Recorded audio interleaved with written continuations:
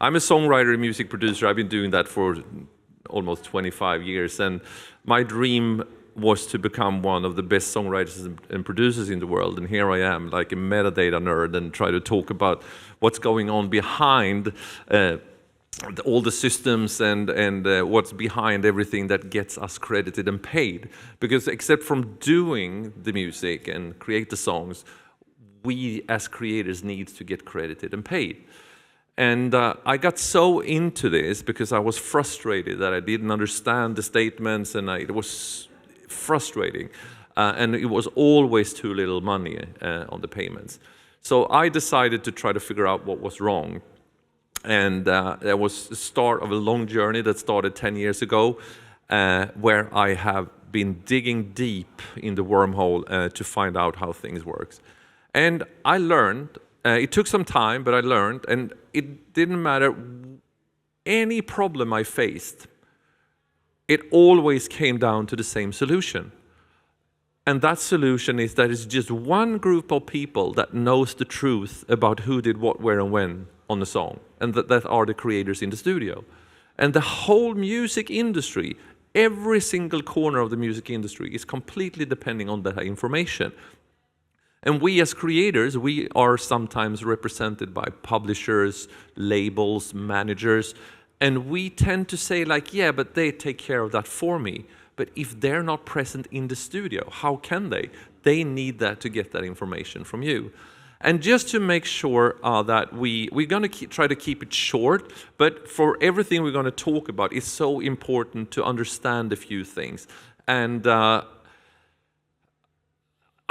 let's start. So and I think since we're so few, if there's any questions, just ask, because this might be a bit complicated.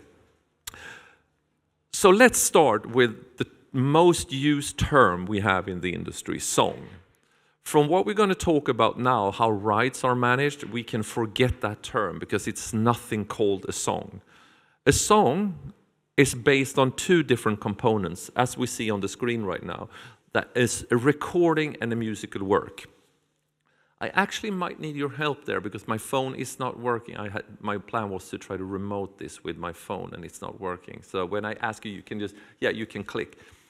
So a recording and a musical work, those are the two components that a song is made of. And a musical work is the first one we should talk about, and that is what the songwriters do. And a musical work is nothing we can hear. It's nothing to listen to. What we see on the screen now is more or less how a musical work is presented. It's a score sheet with the title of the musical work, who the songwriters are, the melody, the chords, and if there's lyrics to it, the lyrics. This is the musical work. We can click to the next one. So, now we got, yeah, there we go. So, a musical work are the songwriter's part. And songwriters are sometimes represented by a publisher. If you're not, you're called a self-publishing songwriter. There is always that level of involvement of publisher, but you can have one or you can be self-published. And then to get a single cent out of the system, you need to be member of a CMO. And here in Germany, it's called GEMA for songwriters. So those three involved parties are the basis of a musical work. On the other side, the recording, and we can say that the majority of the time we need a musical work to be able to do a recording, because we cannot record something does not exist. So on the recording side, and here is so important for everyone that creates both musical works and recordings, there's just one legal term for every contribution to a recording, even if you're the artist, the studio producer, whatever you do, and that legal role is performer. You're all performers. And the sound recording is owned by someone. The most used name for it is label. You can be a DIY, do-it-yourself label, that you release it without any other involvement from a label, but you're still the owner of the sound recording. And the general term for that is a label. And also from electronic music, this is a really interesting perspective because we blur the boundaries between these things when we're creating music. And there is an architecture that exists from different genres, and this is what we're seeing here. They're recording the musical work, and this is the architecture that's behind the scene. Like, if your tune gets played at a big festival, there's money owed to you. GEMA can get that money for you. It's a lot of money if there's a big festival. But it's important to understand this boring stuff, because actually this is where your money's coming from. And one of the major, because you called me out on this too in a previous panel we did, I used a term where I said the producer, and he was like, what do you mean the producer? And I'm like, okay, I'm in the studio, I created the work. And you were like, you're the songwriter. Did you play keyboards? And I was like, yeah. And did I do this? And you're like, okay, there's 4 different income streams right there that you probably don't know about. So this is what's actually being broken down here by Niclas. Sorry to interject, but that was... Yeah, and if we want music creation as our profession, if this is what we do, we also need money for it, because if we don't earn money on this, we need to work somewhere else to get our salary. But if we want our money from here, these are the key things that you need to know. If you don't know this, it's like going and work somewhere and don't leave your social security number, your bank account number, and time reports. You will get 0. This is key. Is it fun? No, it's boring as hell, but we need to know it. And you don't have to think about it all the time, but you need to know it. So last on this, there are also CMOs for the performers. And here in Germany, it's called GVL, and that is the organization that collects money for performers when the recording is used in public spaces and TV and radio. To give an example of that, if you made a tune in the studio as a producer and you played keys on it, or a friend of yours came in and played an instrument on it through the GVL or GVL here in Germany, there's money there for you. It's attached to it. And the definitions here, so let's say I'm in the studio now. It's nothing. It's my keyboard and it's my recording software called DAW. I am a Logic user, so I'm there. I play the piano. It's blank on the screen, so I play chords, I come up with a melody, and I write the lyrics. Now I'm a songwriter, creating a musical work. But doing the same thing, nothing changes for me, but I now press record in Logic, so now I also record the piano I'm playing. Now I'm a performer. I'm still doing the same thing, but I need to be aware of where my contribution goes, because from a rights and money perspective, the money comes from completely different sources, so I need to know where it goes. So, on a daily basis, around 150,000 new combinations like this are released on Spotify, since Spotify receives around 150,000 new releases per day. Per day.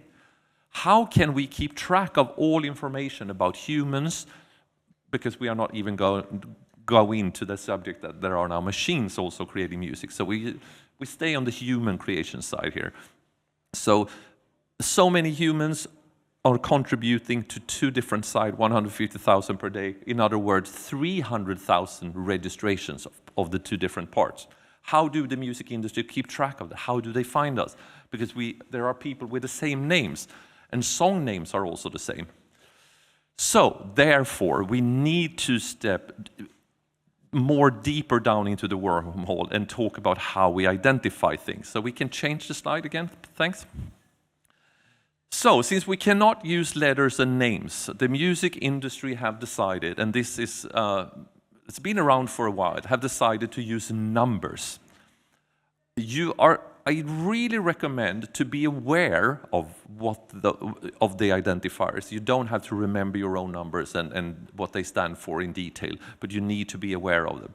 Because if you want to earn money in music, but you don't know this, think of it as going to the bank and try to withdraw cash and don't know your social security number. You will get 0.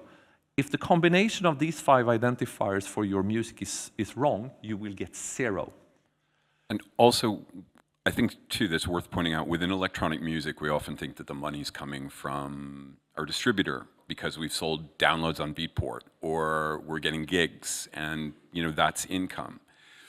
And there's a whole other income source going on here, which very often in our community we don't know about. So that's actually what's being unpacked here. So these 5 identifiers, boring as fuck, but super important, because this is essentially your banking information. You're right. And let's quickly go through them. IPI stands for Interested Parties Information, and is the unique identifier for all songwriters and all publishers.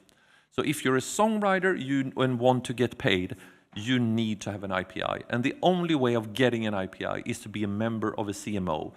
You can pick any CMO in the world because it's a free market, but if you're based here in Germany, GEMA is a brilliant example.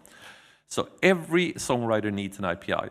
And when one or more IPIs creates a new musical work, which is what the songwriters do in the combination in a song, that unique musical work, when you register it with GEMA, gets an ISWC, International Standard Work Code.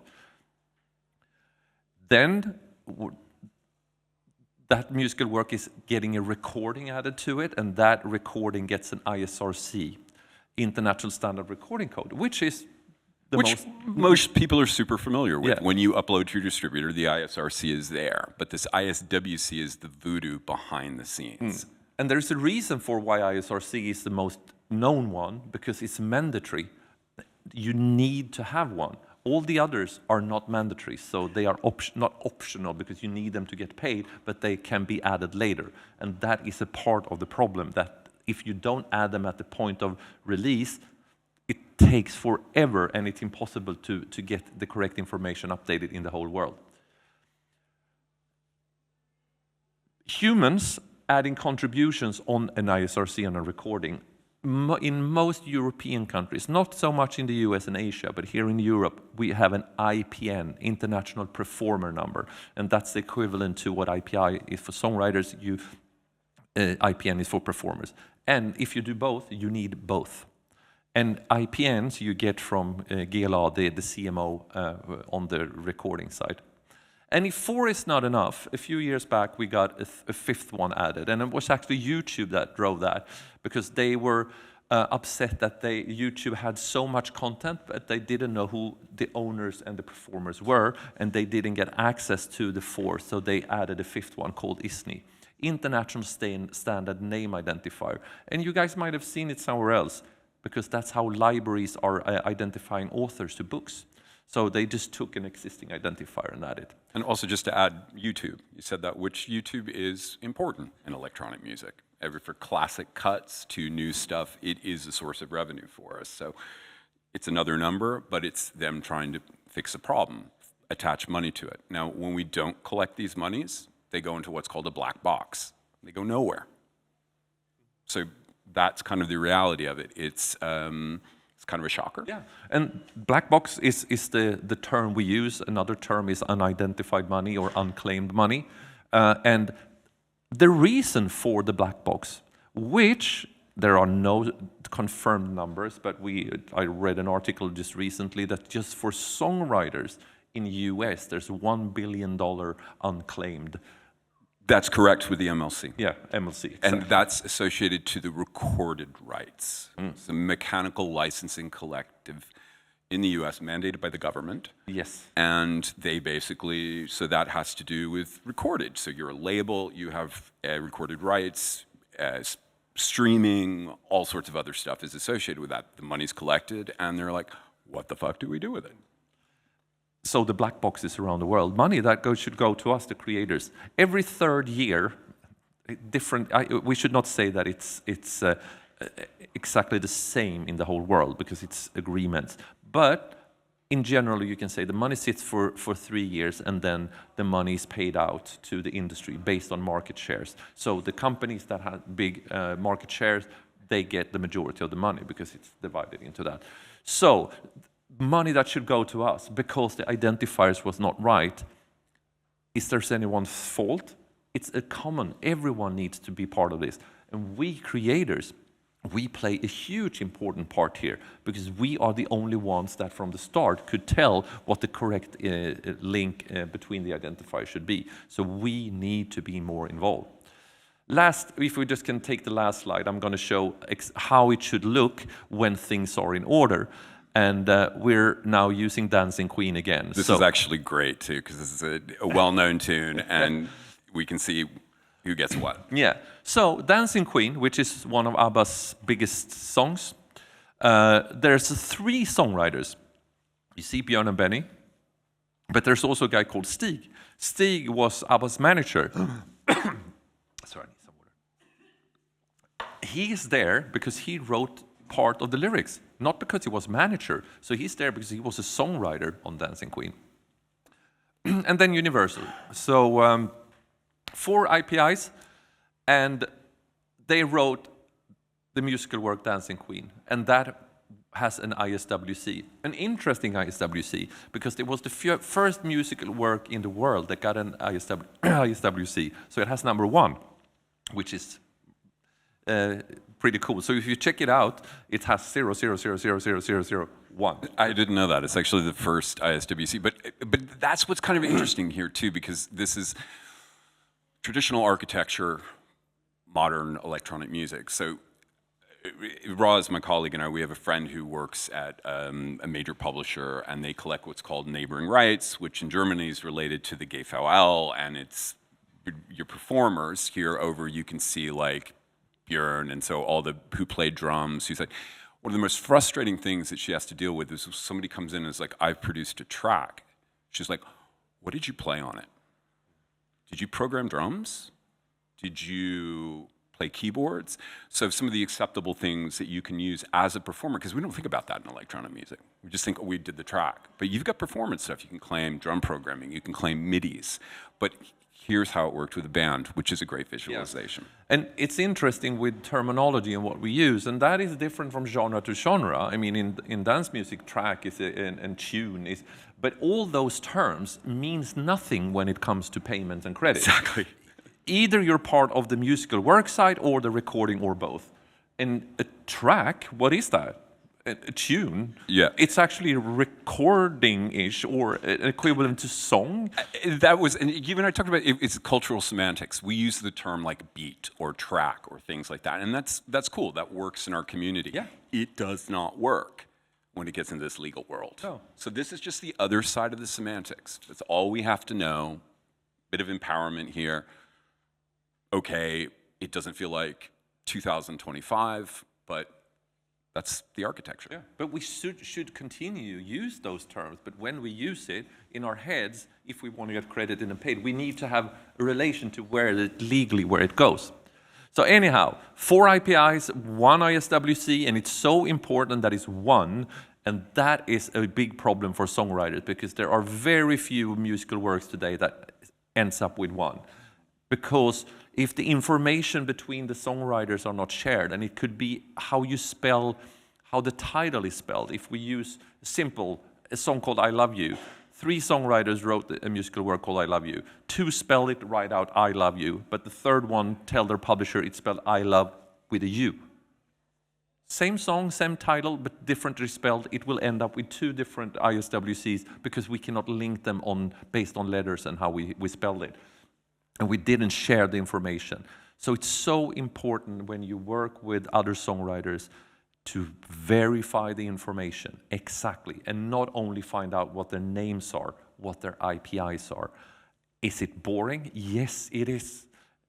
But when you're dancing on the table in the end of the session in the night and you think you made the next Billboard #1 and then start asking, yeah, what's your IPI? You know, it's so boring. Get it anyway. Yeah, but do it before maybe, or, you know, so. In ABBA's case, you think that it's one of the biggest pop groups in the world and one of the most used musical works in the world. Do you guys think it has just 1? No, and it varies. So last time I helped Björn and Benny and check things out sometimes, and last time I checked, I think it was just under 100 different ISWCs. And the system allows it to be that because you can go in and change stuff. So the reason for why getting more, and I've been exposed to it as a songwriter myself, is fraud.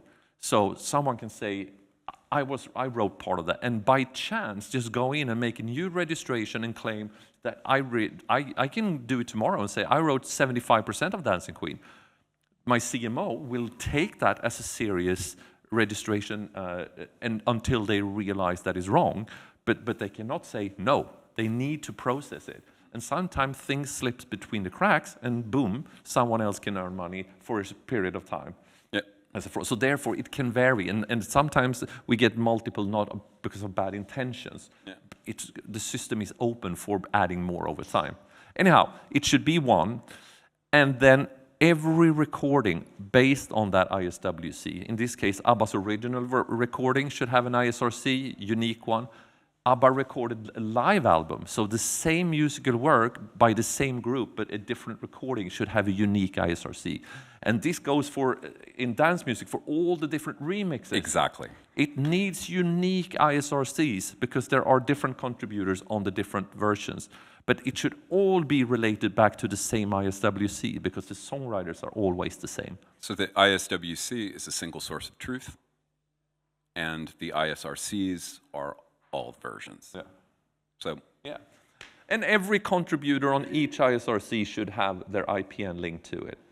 And all this ISNI works as an umbrella, which makes it some things a bit easier because if you know your ISNI, a lot of the information of the 4 other identifiers can be linked up to the ISNI identifier. It's not working proper at moment, but hopefully it will do over time. So my recommendation is, especially on the songs you have out on the market that you know generates money, you don't have to do it on all songs, but the ones that generate money, check it. If you have a manager, tell them to check it. Yeah. Log into the GEMA portal or the CMO portal and check things because they are very good displaying if there is a dispute. They cannot decide if it's what's right or wrong because they don't know the truth, but they can say that now we have a registration that is more than 100%, and a musical work can never be more than 100%. Then it's dispute. But as soon as it gets dispute or problem, no money is paid out. Yeah. So you need to check it. So this is how it works. I assume that many of you have more question marks than before we started, but at least now you have an understanding for what it is. So now we can actually go over more to the subject of the panel, what you can and cannot do with samples, mashups, but everything we will say, we have some hands here, we'll go back to this because we need to refer to what we just talked about to answer any questions about this. Cool, okay, real-time questions, these are good.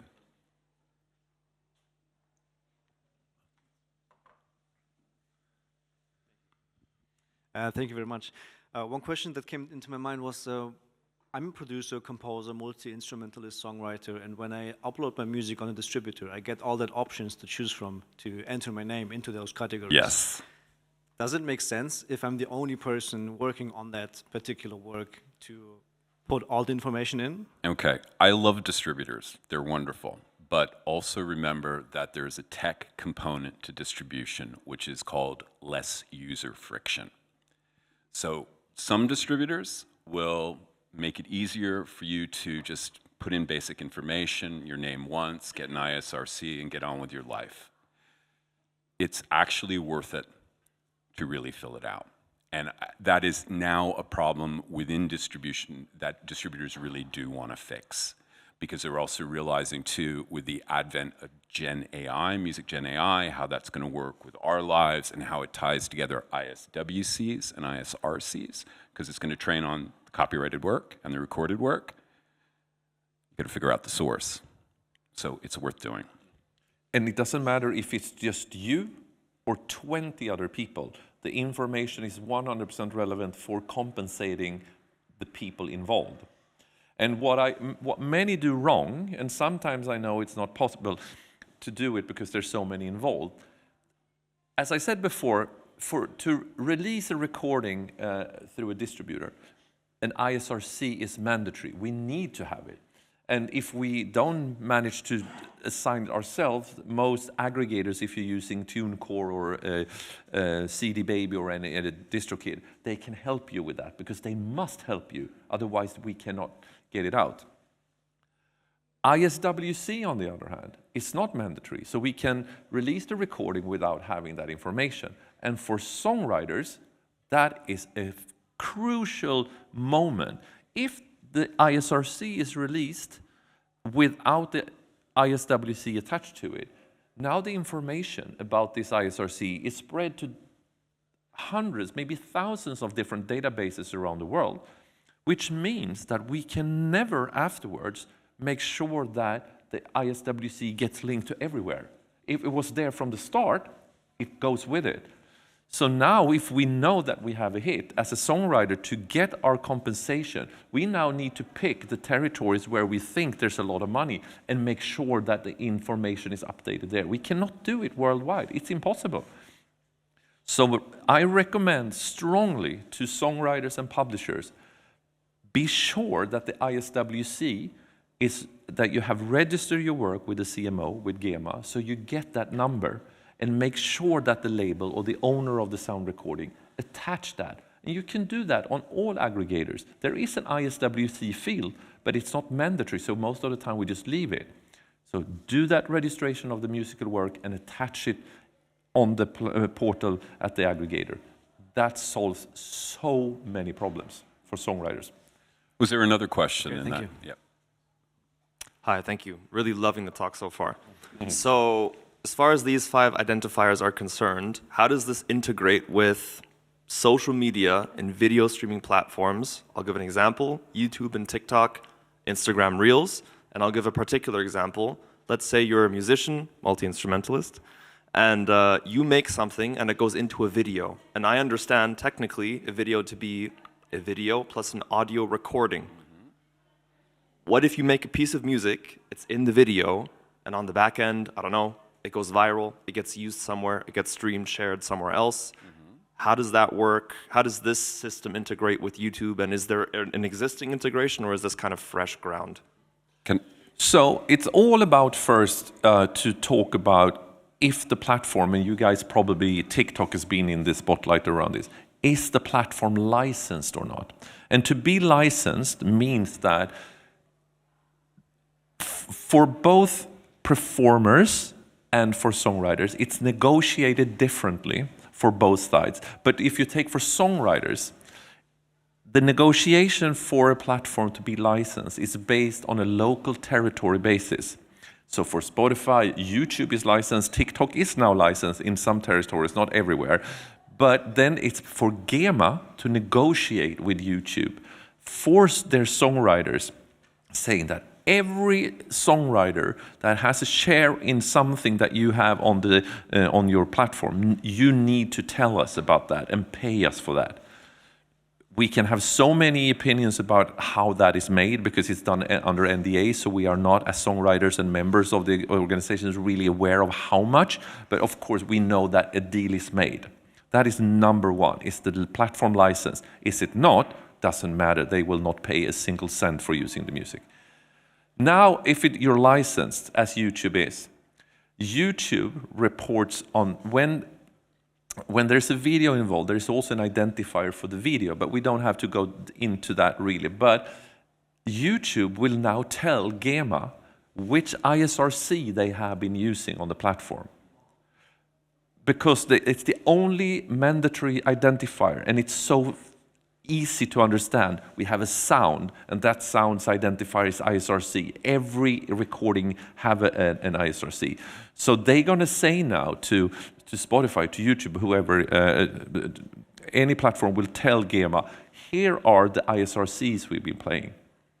Now it's up to GEMA to figure out the link to the ISWC and the songwriters. And here is a good example of why it's so important that that link is there. The link between those two identifiers, or actually the existing system with broken links, is the most crucial thing for us songwriters that we don't get paid. Because the link is not there. So the GEMA now need to spend manual power to try to figure out. Some machines can do it, but it's a lot of manual work to really try to figure out the link between both. What does that mean? A lot of money will come through over time because hopefully they find you, but how much did it cost? And how long time did it take? So we talk often about black box, but what we should talk more about, the extreme long and expensive admin process to find who we are. But if the link was there from the start, poof, it would have gone through. But all services reports on ISRC, of course with if they have titles, they of course going to attach that in the statements. But ISRC is the steering identifier for that. Which brings you back full circle to your distribution upload as well. And Gemma worked with a licensing company called ICE, which handles.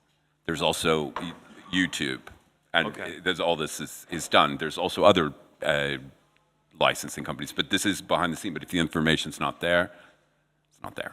Okay, just so I understand, from the recording side of things, is the YouTube video the new recording, even if it contains pre-existing recordings, or does it always come back down to the pre-existing recording? No, a recording is always a recording. It doesn't become a new recording just because you put it in a video, because it's all about the conditions of contributors on the recording, and the underlying is still the same, even though you put it in a video.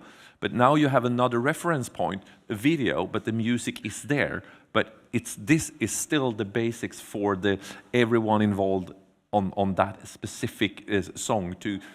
Even if it's. But when I use the term song, it's always the combination of a sound recording and a musical work, because that's what song is. Yes. Yeah, always. Mm. No worries. Thank you. Yeah. Okay.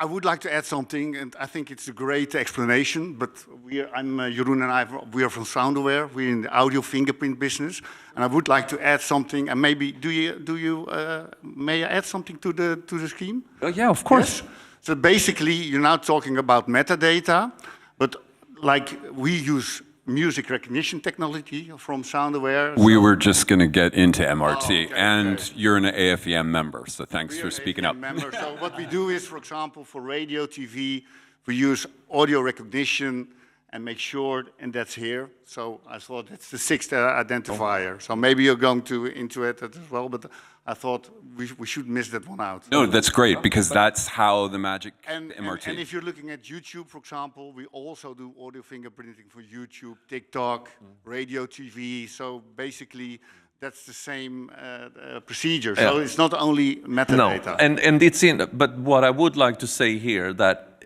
from whatever happens, and what I also would like to say, that I think the future of compensating lies in fingerprinting technology. Of course. Because That's what I want to say. because audio never lies.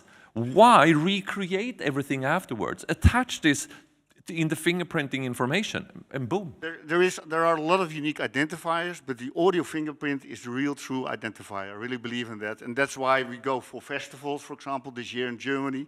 We put devices over there and start recording the audio. We do it in clubs in Germany. We're going to do it in Holland and Belgium. So basically, music recognition technology, and then. But what I still always come down to, because a few years back, everyone thought that blockchain would solve everything. And now fingerprinting is, and I believe in fingerprinting, but it doesn't matter if you do the best work on the planet. If we don't know who the songwriters and the performers are, your information is worth zero. So we need. Of course. But we have also ISRCs, ISWCs. So basically, it's not only the audio fingerprint.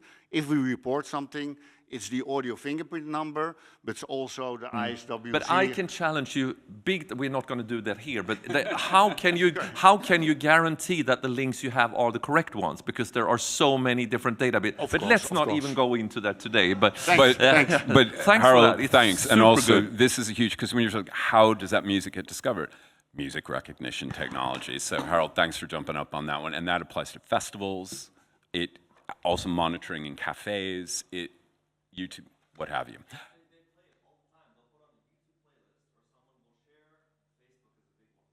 Yeah. Sure.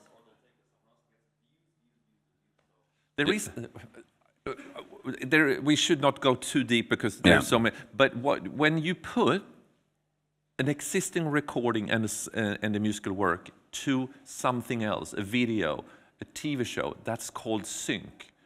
That's the expression for when you take something existing, put it with something else. That's a sync.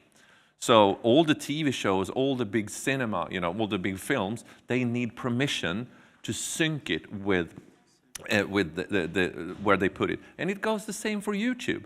And if I do a video with my cat, home. I don't have a cat. I don't know why I took that Get a example. cat. But if I had You a should cat, get a you know, cat. I could film anything. Add any recording to it or any song to it. It can be taken down on YouTube because I'm not allowed to do that.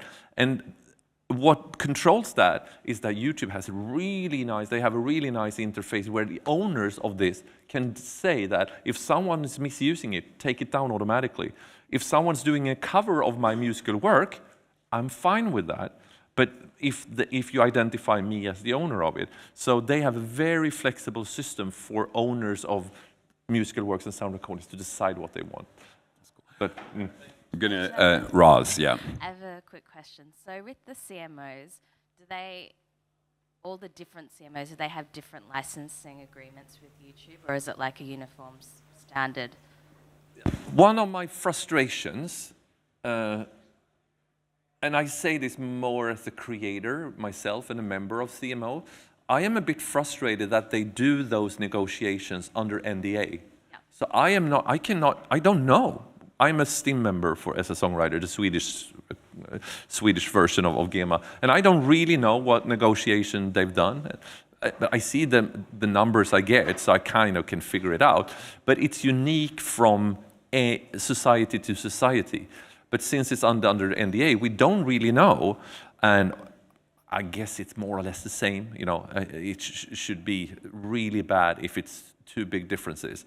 But it's negotiated on a local territory basis. Okay, thanks for clearing that up. So, just so I understand correctly, so if I had a song and I put it on YouTube, and I've got, so there's my musical work, the songwriter part of me, and also the recorded works of me as a performer, who would be collecting, like which bodies would be collecting royalties from when someone pays? So the musical work part would be the CMO, and how about the actual recording sort of part? Would that be the distributor, or would that be some other like collection agency for performers? There is two ways of, if we talk about YouTube specifically, and goes also with TikTok, there are two different ways of getting your songs, the combination of both, to their platforms. One is called the UGC way of doing it. It stands for user-generated content, I don't know. But you can then give them permission to use your songs without being connected to any type of CMOs, or, you know, you let them use it. And then they have the full license to do it. But you can also go through a distributor or aggregator if you are a self-releasing artist, the DistroKids and the TuneCores and so on. Then they get access to it the normal way as everything else. So if you do that, that's the best way of getting fully paid for it. But then GEMA, or if you have a publisher, or if you self-publish, you're completely depending on GEMA. They collect it for you. If you are a self-releasing artist, you get the money through the aggregator. You never get money directly from Spotify or YouTube or TikTok. You always get it from the partner you uploaded it to. Because you can never, as an individual, upload direct to Spotify. You need to go through an aggregator, because they cannot act as an aggregator themselves. So they say you need to come from a specific source. But TikTok and YouTube, they have an opportunity through their own portal where you can upload your content directly to them. But that's on their conditions. And you can on TikTok, it's called Sound On. So if you Google TikTok Sound On, you can read all about it. And YouTube have the same thing. I hope that explained kind of. Please. CI. Yeah. So you're working with CI. Yeah. In example, one unknown composer write a song called Summer in June 2015, okay, 2K15. 5 years later, another composer make an hit with the same title, always Summer, and is the same, come si dice, family name of the of the other composer. What are the legal point about CIA or other collection can delete the song out of the database of the CIA or game, I don't know, because that make mess about the rights that they collect. They don't know if is Summer of Smith, of Summer Famous, of the other Smith. Yeah. What is the legal point? So how they can say to the unknown track, you have to delete that because your song is not a hit. No. The other is a, you have to delete. What No, is but the legal they point? cannot. So this now we're talking about disputes. There are two ways of explaining, the answer to what you're saying. Is it called CM, yeah, or game or whatever? Yes.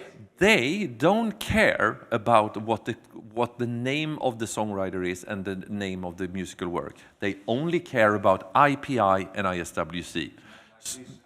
Yeah. So if there are so many cases where we have songwriters with exactly the same names that wrote musical works with exactly the same names. And the system must allow that. So it has nothing to do with, No, they can absolutely not do that. But if I wrote the first summer, Yes. and you did a summer that I think is too like my version, I can then say, you have infringed, you have copied my... Not copyright, it's completely Complete, different. yeah. Different too. But based on the One name... is a valser and the other is a polka. But then they can never tell you that you have done something wrong. It's up then, as a publisher, representing the songwriter that wrote the first or the second version, you should be aware of that the information to your songwriter and your part is connected to the version. But they delete. Anyway, we asked to the lawyer. No. They don't say, we have to delete. Yeah, in Sweden... What is the legal point? You know, there is a legal matters that we can say to... There is a legal point where the publisher or the composer can say to the CIA or GEMA, you are doing a thing illegal. You can't delete from the database my song, also if my song is not famous. No, but that is wrong. And what we also not should do here, because there are, we can go so deep into this. There are two factors here. One is the Italian copyright law. Not always the same. But then there's another factor.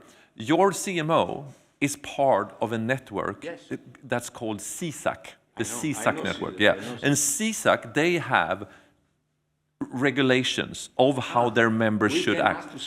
Ask CSAC what counts for your advice. So please check with them, and they are great and they are open to help. So, and the fun story of that, super short. I have a songwriter friend in Sweden that started to receive money. This is a long time ago, so it's prescribed. I can probably say this. He started to receive money that was not his from another song. From another songwriter, but with exactly the same name.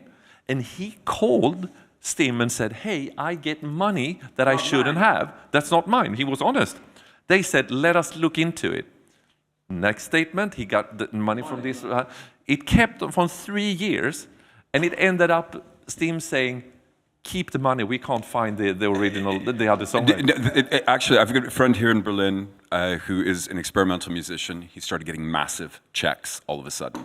And he was like, I'm getting this money for my experimental music, this is wonderful. And then he chased it up with the CMO, and he came back to me, he's like, who's Pitbull? And it was literally because it was linked to someone who had collaborated with Pitbull had a similar name to my experimental artist friend. So this 5 identifiers and more, super important. We're out of time, actually. They cut us. But Harold, thanks for jumping in on that. One remark that, like some of our customers, they force you to upload the audio as well. Yep. So basically, when you upload the audio as well, together with the title, then it's your Nice one, guys. Thanks. audio. They are not interested because they say the title is the same, the family name No, is but- the same. but I we have think- the label on. GEMA has the fingerprinting you can upload with, but I we're think in the speaking very future, German here. it's not only a world of metadata, it's going to be a world of metadata and audio connected to each other. So the case like if you have a title called I Love You, there's no copyright on it. So in the future, it's going to be metadata and audio, and then you can use audio fingerprinting to prevent that somebody else is using your title. And when we have time, we can dig deep into that. Oh, we can because go then for the hours. question, then the question is, which fingerprinting database should be the standard that everyone's using? But that's another discussion. I'm sure about it. The Soundware So, database. yeah, you wish. But, Last recommendation before we end up. If you're a creator, songwriter, or a performer, you think you have your stuff in order, please log into your CMO portal. Talk to your manager if you have one, or your publisher. Check this information all the time because it changes. So just because it was right 6 months ago, it's not sure that it's right again. And if something happens, the CMOs are brilliant on their portals to inform you if there's something wrong, so you can correct it. So don't trust that it's right because it was at one time. Check it. And last but not least, okay, as I know we're going to wrap, just remember, creators learn intellectual property, okay? Google it, GoClip.org. Yeah, super short about that. I know, sorry guys. Everything we've been talking about, it's available on Clip, which is an education awareness platform funded by the UN. It's completely free, available in 7 languages, where everything is explained in a really nice masterclass kind of vibe with a lot of videos. And the information on Clip is 100% correct because it's approved by the industry. So if you want to know more, GoClip.org and spread the word to everyone you know because it's free and it's there for you guys. paid for by the UN. Okay, thank you all.